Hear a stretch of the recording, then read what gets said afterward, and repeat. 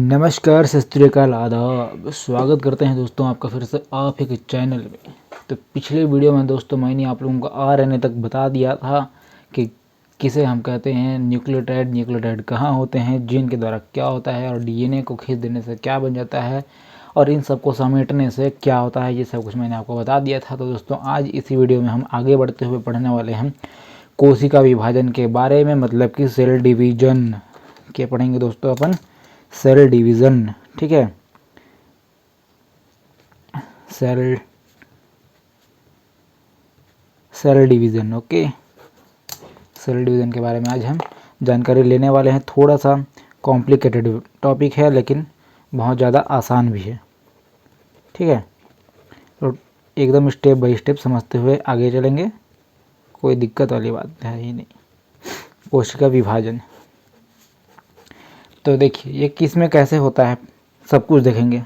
हम में कैसे होता है, जानवरों में कैसे होता है, पौधों में कैसे होता है, लेकिन स्टेप बाय स्टेप देखेंगे। तो सबसे पहले इसको हम अपने में ही क्या हुआ, मतलब कि अपने पे ही लागू करते हुए आगे चलेंगे। ठीक है, तो कोशिका विभाजन दोस्तों जिसको बोलते हैं अपन सेल डिवीज़न, तो ये क्या है, जानवर में भी हम करेंगे, मानव में भी करेंगे और पौधों में भी हम इसको करेंगे। ठीक है, तो इसका सेल डिवीज़न किसके कारण होता है दोस्तों, सेंट्रोसोम। किसके कारण होता है, सेंट्रोसोम। सेंट्रोसोम के कारण है कि हमारी कोशिकाओं में कोशिका विभाजन का कार्य पूर्ण होता है। तो कोशिका विभाजन का मतलब ऐसा नहीं है कि कोई अगर कोशिका है तो ये टूट करके एक और नई कोशिका बना लेगी, ऐसा बिल्कुल नहीं है। बल्कि ये अगर ये सेल है तो ये टूट करके दो नई कोशिकाएं बनाएगी। ठीक है, टूटेगी नहीं, मतलब कि वही कोशिका विभाजित होकर के एक और नया कोशिका का निर्माण करेगी। इसे ही हम कहते हैं दोस्तों कोशिका विभाजन। कुछ इस तरीके से कोशिका बन जाएगा। तो दोस्तों जो मेन कोशिका होता है जिससे कोशिका अलग होना होता है उसे हम कहते हैं दोस्तों मदर सेल। क्या कहते हैं दोस्तों, मदर सेल। इसी मदर सेल से दो कोशिकाएं टूट करके या फिर मैच्योर होकर के आगे बनेंगी। इन दोनों सेल्स को हम फिर क्या कहते हैं दोस्तों, डॉटर सेल। क्या कहेंगे दोस्तों, डॉटर सेल। ठीक है, माँ कोशिका से बनेंगी क्या, बेटी कोशिकाएं।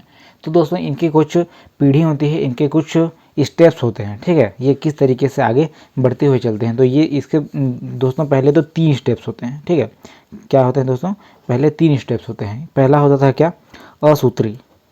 सबसे प्लेन और सिंपल डिवीज़न अगर किसी में होता है तो इसे ये असूत्री में ही होता है दोस्तों। ठीक है, इसे इंग्लिश में क्या कहा जाता है, ए माइटोसिस। ठीक है, ए माइटोसिस, ये सबसे प्लेन और सबसे सिंपल डिवीज़न इसी में होता है। उसके बाद होता है दोस्तों क्या, समसूत्री। ठीक है, समसूत्री, ये वाला थोड़ा सा कॉम्प्लिकेटेड होता है क्योंकि ये हम में होगा। ठीक है, तो इसमें जो है थोड़ी सी प्रक्रिया जो होती है थोड़ी लंबी चलती है, लेकिन कोई दिक्कत वाली बात नहीं है, सब समझ में आ जाएगा। माइटोसिस। और आखिरी वाला जो होता है दोस्तों, आखिरी वाला जो होता है इसको हम कहते हैं अर्धसूत्री। ठीक है, अर्धसूत्री। क्या होगा दोस्तों, अर्धसूत्री। और इसे हम कैसे इंग्लिश में कहेंगे क्या, मायोसिस। मायोसिस। ठीक है, थोड़ा सा इंग्लिश में और स्पेलिंग्स में कंफ्यूज हो जाता हूँ। तो चलिए शुरू करते हैं पहले असूत्री से। ये बहुत सटाक से निपट जाएगा, कोई दिक्कत वाली बात नहीं है। असूत्री विभाजन। ठीक है, असूत्री। तो इसमें क्या होगा दोस्तों, ठीक है, जैसे कि मैंने आप लोगों को बताया था कि सबसे पहले जो कोशिका विभाजन होता है वो प्रोकैरियोटिक में होता है यूकैरियोटिक के मुकाबले, क्योंकि प्रोकैरियोटिक में आते हैं जितने भी वायरसेस आते हैं, छोटे छोटे जीव आते हैं जिन्हें हम नंगी आंखों से नहीं देख सकते हैं। वो असल में वो उनका सेल डिवीज़न क्या ही होगा, वो तो जल्दी से एकदम मतलब फोटोकॉपी कर लेते हैं। तो इनमें क्या है कि बहुत ज़्यादा समय नहीं लगता है। तो ये असूत्री विभाजन जो होता है ये केवल और केवल प्रोकैरियोटिक कोशिकाओं में ही होगा। तो जितनी भी प्रोकैरियोटिक या फिर यूकैरियोटिक कोशिकाएं थी, सब में एक चीज़ मेन था दोस्तों जीव द्रव्य के साथ, क्या था वो, न्यूक्लियस। ठीक है, ये वाला न्यूक्लियस जो था ये मेन था। अब इसी के जरिए जो है आगे असूत्री विभाजन होगा छोटे जीवों में। इसमें पहला तो एक होगा न्यूक्लियस होगा, दूसरा राइबोसोम होगा ही होगा। ठीक है, राइबोसोम होगा, राइबोसोम। और तीसरा जब इसमें माइटोकॉन्ड्रिया वगैरह नहीं है तो फिर ये सांस वाँस कहाँ से लेंगे, तो इसमें होगा 70S प्रकार का राइबोसोम। अब 70S प्रकार का राइबोसोम है तो जाहिर सी बात है इसमें धीरे धीरे मतलब कि बहुत ज़्यादा क्षमता नहीं होगी हमारे मुकाबले। तो इसमें क्या होगा, फिर ये जब आने वाली स्टेज में आगे बढ़ेगा तो इसका आकार अभी थोड़ा छोटा है, इसका आकार थोड़ा सा बढ़ जाएगा। ये हो गया न्यूक्लियस और इसका ये हो गया पूरा आकार, ठीक है। ये सेल्स का हो गया, ये याद रखिए प्रोकैरियोटिक में हो रहा है, ठीक है। ये थोड़ा सा इसका आकार बड़ा हो गया। अब आगे जाकर के ये क्या होगा कि थोड़ा सा चपटा हो जाएगा, ठीक है। कुछ इस तरीके से ये चपटा हो जाएगा, बीच से चपटा हो जाएगा। इसके न्यूक्लियस जो है बटने के दौरान में बीच में चपटे हो जाएंगे, ठीक है। बटने के दौरान बीच में चपटे हो जाएंगे और यहीं पर क्या होगा दोस्तों कि ये बट करके दो नई कोशिकाओं का रूप ले लेगा, ठीक है। कुछ इस तरीके से ये हो गई नई कोशिकाएं, मदर सेल से डॉटर सेल का यहाँ पर निर्माण हो गया। बस ये इतना ही था। ये हो गया असूत्री विभाजन। सबसे प्लेन और सिंपल असूत्री विभाजन होता है, ज़्यादा स्टेप इसके नहीं हैं। बस एक मदर सेल होंगी जिसका पहले आकार बढ़ेगा, फिर आगे जाके थोड़े से लंबी चपटी होगी बेलनाकार टाइप से, वहीं पर इसका जो है न्यूक्लियस भी चपटा होगा और फिर आने वाली स्थिति में ये बट करके नई कोशिकाओं का रूप ले लेंगे, ठीक है। तो चलिए अब आगे देखते हैं हम समसूत्री विभाजन को। अब थोड़ा सा जो है यही कॉम्प्लिकेटेड होता है और बस कॉम्प्लिकेटेड ही होता है, उससे ज़्यादा कुछ नहीं होता है, और बहुत ज़्यादा आसान भी है। समसूत्री, इसको देखिए, ये क्या है कि ये अब ये यूकैरियोटिक में होगा। यूकैरियोटिक में होगा मतलब कि हम में भी होगा और ये पौधों में भी होगा, ठीक है। तो इसमें क्या होता है ना कि इसमें जितनी कोशिकाएं टूटेंगी उतनी ही कोशिकाएं बन भी जाएंगी। सम मतलब कि समान, ठीक है। तो मान के चलिए अगर हमारे 5 कोशिकाएं टूट रही हैं तो ये 5 करके नई कोशिकाएं बन भी जाएंगे, ठीक है, उतनी ही बनेंगे। तो इसमें ज़्यादा कुछ खास है नहीं। और देखिए, और ये वाला जो होता है ये हमेशा हमारे मतलब हिंदी में बोलना चाहिए कायिक कोशिकाएं, ठीक है। हम ये हमेशा कायिक कोशिकाओं में पाई जाती हैं, कायिक कोशिकाएं। इसका जो विभाजन होता है हमेशा कायिक कोशिकाओं में ही होता है। कायिक कोशिकाओं को इंग्लिश में कहा जाता है दोस्तों सोमेटिक सेल्स। क्या कहा जाता है दोस्तों? सोमेटिक सेल्स, ठीक है। इसे होते हैं कायिक कोशिका। कायिक कोशिका मतलब काया पलट, जो हमारे शरीर की काया को बनाए रखा है, ठीक है। जिस हमारे शरीर काया जो है इसी समसूत्री विभाजन के द्वारा ही होती है, ठीक है। तो ये जो हमारे शरीर में पाया जाता है दोस्तों, ये 99% पाया जाता है। पूरा का पूरा जो है हमारा जो काया बना हुआ है ये पूरा का पूरा 99% पाया जाता है। और 1% जो बचा हुआ होता है दोस्तों, इसके अंदर आते हैं वो बट जाने वाले, ठीक है। बटने वाले मतलब कि अगर हम मेल्स में होगा तो मेल में आएंगे स्पर्म्स, और अगर फीमेल होगा तो उसमें आ जाएंगे क्या, ओवम्स, ठीक है। ये 1% इसमें आता है, जनन कोशिका जिसे हम कहते हैं। तो इनमें समसूत्री विभाजन जो है नहीं हो पाता है इन 1% वाले में, ठीक है। इनमें समसूत्री विभाजन यहाँ नहीं होगा। अब देखिए यहीं पर क्या है दोस्तों कि अर्धसूत्री विभाजन मिलने लगता है, ठीक है। अर्धसूत्री विभाजन मिलने लगता है, ये क्या बोलते हैं इसको, ये समसूत्री ये 1% वाली कोशिकाओं में अर्धसूत्री विभाजन मिलने लगता है, ठीक है। तो समसूत्री विभाजन जब होता है ना, तो हमारे शरीर में जितनी भी चोट वोट लगे होती है, हमें जितने भी कट पीट हुए रहते हैं कहीं पर भी, तो हमारी अगर कोशिकाएं जो कट फट जाती है, मान लो यहाँ पर मेरा जो एक शेल है यहाँ पर एक कट लग गया, तो पहले तो वहाँ पर थोड़ा सा चोट बनेगा, फिर लाइसोसोम देखेगा कि अरे भाई यहाँ पर जो कोशिकाएं मर गई हैं, तो उसको फिर जला करके साफ़ कर देगा। फिर वो एरिया जो साफ़ हो जाएगा उसके बाद ही जो है वहाँ पर अगर मेरे 10 सेल्स वहाँ पर अगर डिफेक्टेड हो गई हैं, तो फिर उन 10 सेल्स के जो निर्माण है वो समसूत्री विभाजन के द्वारा ही हो जाएगा, ठीक है। अब यहीं पर क्या होता है कि सबसे अधिक इसी समसूत्री विभाजन के द्वारा हमें जो है कैंसर का खतरा भी हो जाता है। कैंसर का खतरा कैसे हो जाता है? मेरे हाथ में यहाँ पर कट लगा, मुझे ज़रूरत है 10 कोशिकाओं की, 10 के जगह में चलिए 20 कोशिकाएं बन गई, ठीक है। तो कुछ नहीं होगा, थोड़ा सा वहाँ हल्का सा मोटा हीपन दिखने लगा। लेकिन अब उस 20 की जगह में 100 कोशिकाएं बनने लगेंगी, तो ये फिर ज़्यादा हो जाएगा, फिर वहाँ पर जो है गांठ की तरह दिखना शुरू हो जाएगा।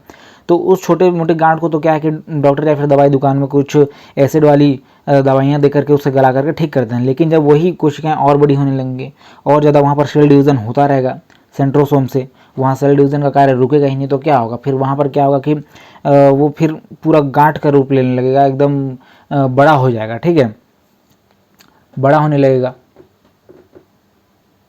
और वही बड़ी कोशिकाएं जब बड़ी हो जाती हैं तो फिर हम उसे क्या, ट्यूमर कहने लगते हैं, ठीक है। तो वही ट्यूमर को जब आप डॉक्टर के पास जाओगे चेक कराने, स्पेशलिस्ट के पास, तो फिर वो उसे गामा रेस से फिर वो उन मतलब एक्स्ट्रा जो सेल्स निकली हुई होती हैं उन गामा सेल्स से उसको मारने की कोशिश करता है, और उसी की जगह में जो है डिफेक्टेड सेल्स की जगह में फिर जो है अच्छे वाले सेल्स भी बीच में आने लगते हैं और ख़राब होने लगता है हमारा शरीर, ठीक है।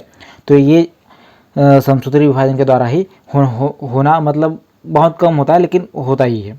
तो ये सबसे ज़्यादा खतरनाक किसके लिए होता है, वो जिसको हो जाता है HIV।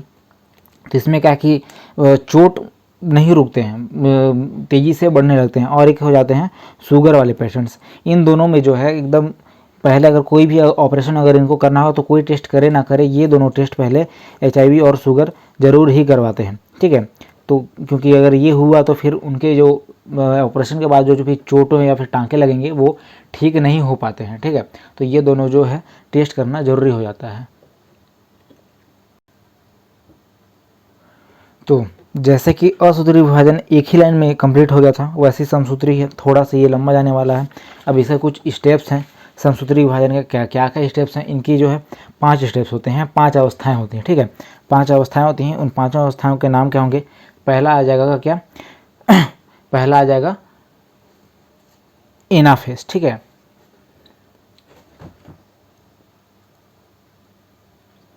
तो ये हैं दोस्तों 5 फेजेस हैं। पहले जो आएगा इंटरफेज, फिर आएगा प्रोफेज, फिर आएगा मेटाफेज, उसके बाद एनाफेज और फिर टेलोफेज, ठीक है। तो इन सब के कार्य क्या होते हैं? इंटरफेज में जो होगा सबसे मुश्किल पड़ाव जो होता है शुरू में ही होगा। तो यहाँ इंटरफेज में होगा सबसे मुश्किल अवस्था यहीं पे आएगी। यहाँ लिख लेते हैं पहले, सबसे मुश्किल अवस्था, ठीक है। मुश्किल अवस्था होती है क्या? इंटरफेज। पहला पड़ाव ही सबसे ज़्यादा मुश्किल हो जाता है। और दूसरा जो होगा इसमें केंद्रक विभाजन करने का प्रयास किया जाता है, ठीक है। इसमें प्रोफेज में, ठीक है, केंद्रक विभाजन करने का प्रयास किया जाएगा। क्यों किया जाएगा, आगे बताते हैं। फिर मेटाफेज जो होती है ये बीच वाली अवस्था होती है। किसका कैसी होती है? बीच की अवस्था होती है। और इसी अवस्था को अगर अध्ययन के लिए, स्टडी के लिए अगर किसी अवस्था को चुना जाता है तो वो मेटाफेज को ही चुना जाता है। इसे अध्ययनावस्था भी कहते हैं, ठीक है, अध्ययन अवस्था। क्योंकि इसके द्वारा जो है ऊपर की तीनों जानकारी भी मिल जाएंगी और आगे क्या होना है ये भी पता चल जाता है अगर कुछ ना भी हो। और सबसे अगर छोटी अवस्था होती है तो एनाफेज होती है, ठीक है। सबसे छोटी अवस्था एनाफेज और टेलोफेज होती है। ये दोनों जो अवस्थाएं होती हैं सबसे छोटी होती हैं। अब जैसा कि मैंने आप लोगों को बताया कि सेल डिवीज़न जो है उसको तोड़ करके नहीं किया जा सकता है। पहले मदर सेल्स होते हैं, फिर उनसे बढ़कर जो है डॉटर सेल्स बन जाते हैं, ठीक है। तो इसी में क्या होता है कि इसमें खास रूप से देखिए क्या होगा ना, इंटरफेस में, हाँ इंटरफेस में ही खास रूप से न्यूक्लियस के अंदर होते हैं क्या, अगर न्यूक्लियस को भी के अंदर अगर चेक किया जाए तो उसमें होते हैं क्रोमोसोम। और क्रोमोसोम की अगर खींच करके देखा जाए तो उसी में बन जाते हैं DNA, और उसी को फिर अगर खींच के देखा जाए तो जीन। तो इसी DNA और जीन के द्वारा ही तो आगे पीढ़ी रूपांतर की अवस्था प्रारंभ होगी, ठीक है। तो इस अवस्था में खास तौर से यही चेक किया जाता है कि इसमें जो है 46 की 46 पूरे के पूरे क्रोमोसोम नहीं जाएंगे, इसमें आधे ही क्रोमोसोम जाएंगे। कुछ इस तरीके से क्रोमोसोम ये हो गए। अब ये जब आगे वाली अवस्था में बढ़ेंगे तो ये कुछ इस तरीके से आ जाएंगे, ठीक है।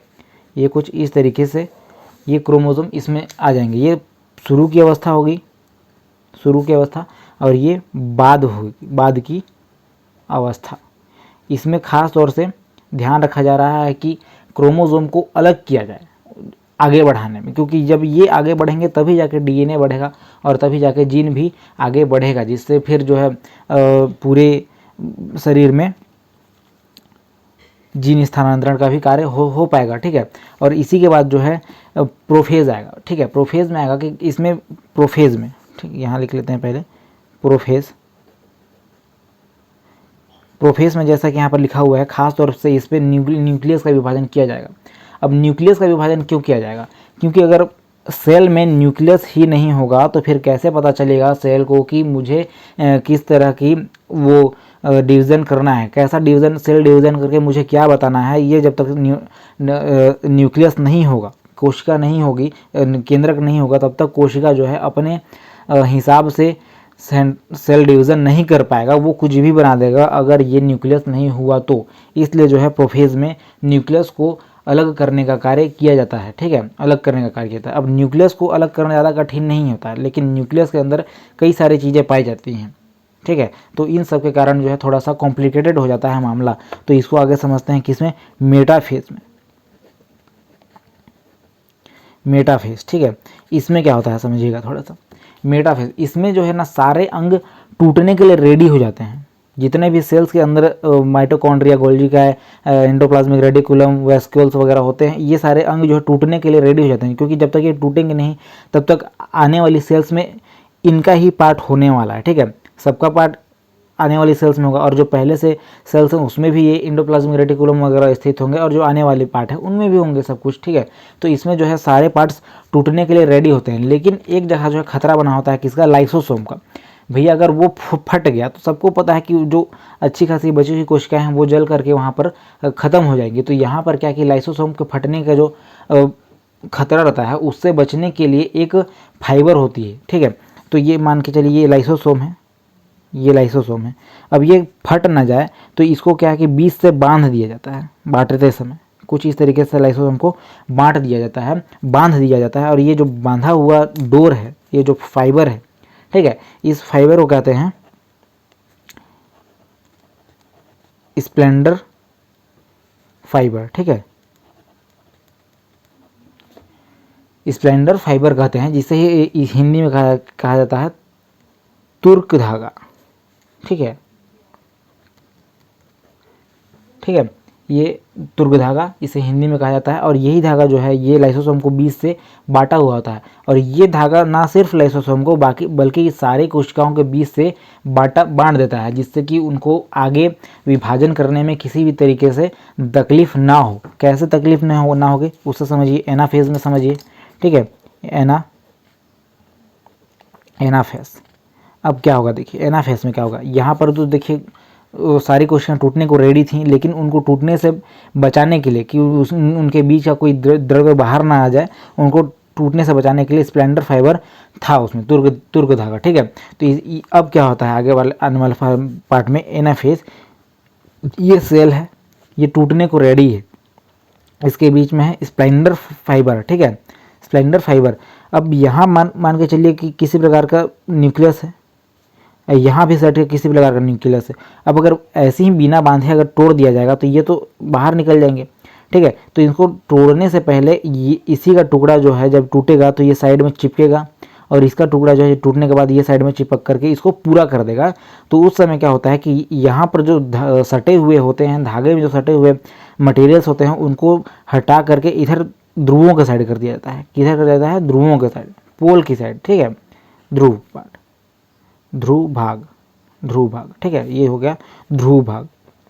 क्यों, क्योंकि अगर जब ये बढ़ रहा होगा तो अगर उस समय अगर ये यहीं पर हुआ तो या तो बाहर निकल सकता है या तो फिर इनमें ये सट सकता है, उसके कारण से इन सारे मटेरियल्स को जो है ध्रुवों की तरफ हटा दिया जाता है। अब आखिरी में बच जाता है कौन, टीलोफेज, टीलोफेज। अब ये आखिरी अवस्था है, यहाँ कुछ नहीं होगा, यहाँ पर जो हो जाएगा, यहाँ पर विभाजन पूरा हो जाएगा, विभाजन पूरा हो जाएगा। कैसे, अब खाली इतने भाग को देखिए, अभी इतने भाग को देखिए, देखने से लग रहा है कि ये पूरा का पूरा एक ही सेल है, और अभी इतने भाग को देखिएगा तो लगेगा कि इधर वाला एक ही सेल है।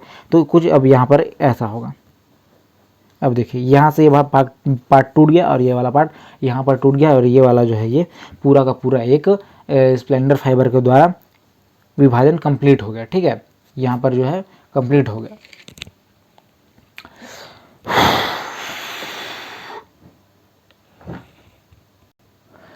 अब जो आखिरी में बच जाएगा दोस्तों तीसरा वाला पार्ट, ठीक है, असूत्री, समसूत्री, और आखिरी में बच जाएगा दोस्तों क्या, अर्धसूत्री, अर्धसूत्री। अब नाम से ही स्पष्ट है कि यहाँ पर जो है पूरे के पूरे सेल्स नहीं दिए जाएंगे, ठीक है, पूरे सेल्स यहाँ पे नहीं दिए जाएंगे। क्यों नहीं दिए जाएंगे, आगे देखिए। अर्धसूत्री विभाजन ये जनन के समय ज़्यादा अहम रोल निभा सकता है, ठीक है, क्योंकि देखिए जब बच्चा जन्म ले रहा होता है, ठीक है, बच्चा जन्म ले रहा होता है तो सबको पता है कि सबके शरीर में जो है 46 जोड़े होते हैं क्रोमोसोम, ठीक है, 46 जोड़े होंगे। लेकिन अगर जन्म के समय ही बच्चे के अंदर अगर पिता के पूरे 46 चले गए, पिता के पूरे 46 गुण चले गए और माता के भी पूरे 46 चले गए, तो कितने हो जाएंगे टोटल, 92 हो जाएंगे, ये हो जाएंगे 92। तो ऐसा ये नहीं हो सकता है, इसी कारण से इसको कहा गया है अर्धसूत्री। आधा आधा जाएगा, पिता से जाएगा कितना 23 जाएगा, माता से जाएगा कितना 23 हो जाएगा, ठीक है। तब ना बच्चे में जितने भी आएंगे उसके बाद ये 46 होगा कंप्लीट, 46 जोड़े फिर इसके बाद यहाँ पर गुणसूत्र आएंगे। लेकिन कभी कभी क्या होता है कि पिता से मान के चलिए अगर कम आ गया, पिता से अगर 22 आ गए और माता से आ गए, पिता से अगर 21 आ गए या 20 आ गए, बाकी जो है माता से बढ़ करके 27 आ गए, 26 आ गए, तो यहीं पर क्या होता है कि थोड़ा सा बच्चों में डिफेक्ट आने लगता है, ठीक है। डिफेक्ट कैसे आने लगा, अगर माता का गुण अगर बच्चे में ज़्यादा चला गया और बच्चा पैदा हो रहा है लड़का, लेकिन गुण ज़्यादा आ गया किसका, माता का, तो फिर वहाँ पर क्या होता है कि वो बच्चा जो है फिर वो किन्नर का रूप लेने लगेगा, ठीक है। क्योंकि उसमें गुण है, लड़के जो है शरीर, लड़के के होने का गुण जो है वो शरीर के पापा से आया था, लेकिन जो लक्षण आ जाएंगे वो माता के ज़्यादा आ जाएंगे, तो वहाँ पर जो है फिर बच्चे में किन्नर होने की संभावना यहाँ पर ज़्यादा हो सकती है। लेकिन किन्नर लोग बहुत अच्छे होते हैं, इनके बारे में ज़्यादा मजाक नहीं उड़ाना चाहिए, ये लोग बहुत अच्छे होते हैं और इनके लिए एक अलग से ही सोसाइटी बन रही है, ठीक है। तो ऐसा होता है कुछ अर्धसूत्री विभाजन के अंदर। तो उम्मीद करता हूँ दोस्तों आज का ये विभाजन वाला पार्ट आप लोगों को समझ में अच्छे से आ गया होगा।